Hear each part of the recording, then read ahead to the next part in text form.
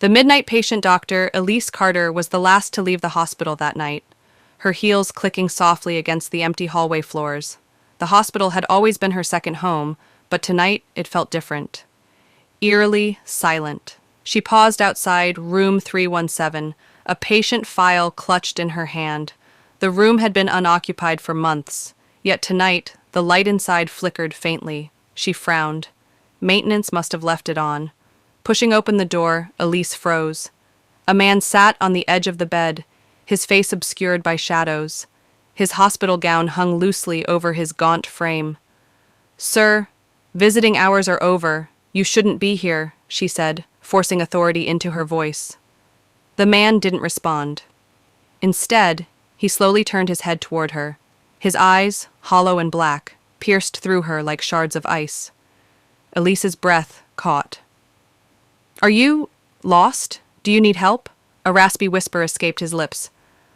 "I'm waiting for you." The air in the room grew thick, and Elise felt her chest tighten. She stepped back, but the door slammed shut behind her. The file slipped from her hand, scattering papers across the floor. "You don't remember me," the man murmured, standing now.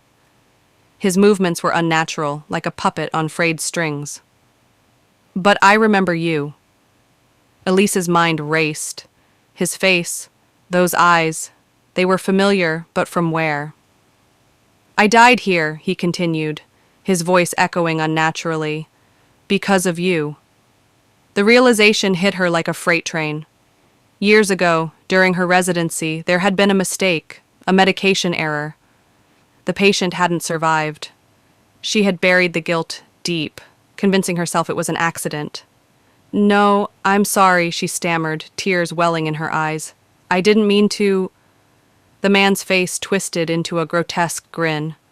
"Sorry won't bring me back." The lights flickered wildly, and the room seemed to close in around her.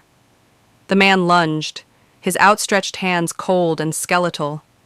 Elise screamed, her voice swallowed by the darkness. The next morning, a nurse found room 317 empty. Dr. Elise Carter was never seen again. The only clue was her scattered file, with one word scrawled in red across the top page: guilty.